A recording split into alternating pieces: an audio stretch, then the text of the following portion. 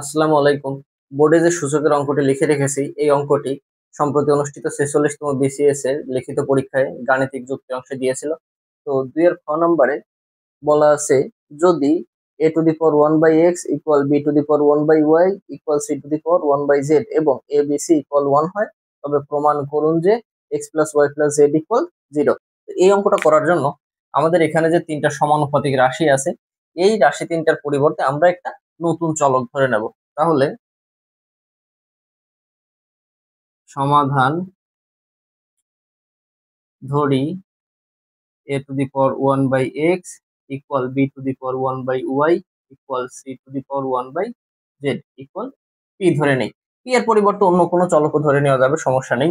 আমরা এইখান থেকে এই a b c এর মান p এর মাধ্যমে বের করব এবং এই a b c এর মান বের করার পরে এই অংশে মান বসালে পরে আমরা খুব সহজেই x plus y plus z equal 0 প্রমাণ করতে পারবো। তাহলে a to the power 1 by x এটার পরিবর্তে কি লিখতে পারবো? p। অতএব অতএব a to the power 1 by x equal p। এখান থেকে যদি আমরা এর মান বের করতে চাই, এখানে পাওয়ার আছে 1 বাই x, তাহলে আমরা উভয় পক্ষে পাওয়ার x নিব ইকুয়াল ডান পক্ষে p to the power x লিখতে পারি। এখানে x আর x কাটাকাটি হয়ে যাবে, তাহলে a এর মান কি পাবো? p to the power x। একইভাবে b to the power 1 by y এর পরিবর্তে p লেখা যাবে, তাহলে b to the power 1 by y equal p। বা b এর মান বের করার জন্য এখান থেকে 1 বাই y আছে, তাহলে উভয় পক্ষে পাওয়ার নিব y equal p to the power y। y আর y কাটাকাটি হয়ে যাচ্ছে, তাহলে b এর মান আমরা কি পাচ্ছি? p to the power y।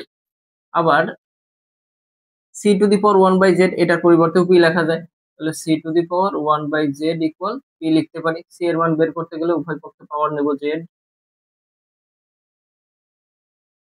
Equal p to the power z। এখানে z আর z কাটাকাটি হয়ে যায়, তাহলে c ইকুয়াল কি পাবো? p to the power z। এই যে a b এবং c এর যে মান পেয়েছি, এই মানগুলো এখন আমরা এই অংশে বসাবো। a b c equal 1। a b c এর মান বসাতে পারি। এর যে মানটা সেটা পেয়েছিলাম কত? p to the power x into b এর যে মান p to the power y into c এর যে মান p to the power z equal কত? 1।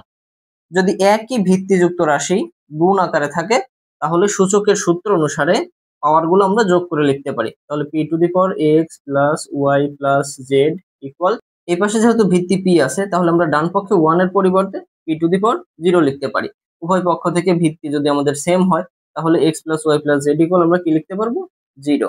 অতএব x plus y plus z equal কি? 0 প্রমাণিত। আশা করি সবাই সূচকের এই অঙ্কটি বুঝতে পারছেন। যদি কারো বুঝতে সমস্যা হয়, অবশ্যই কমেন্ট করে জানাবেন।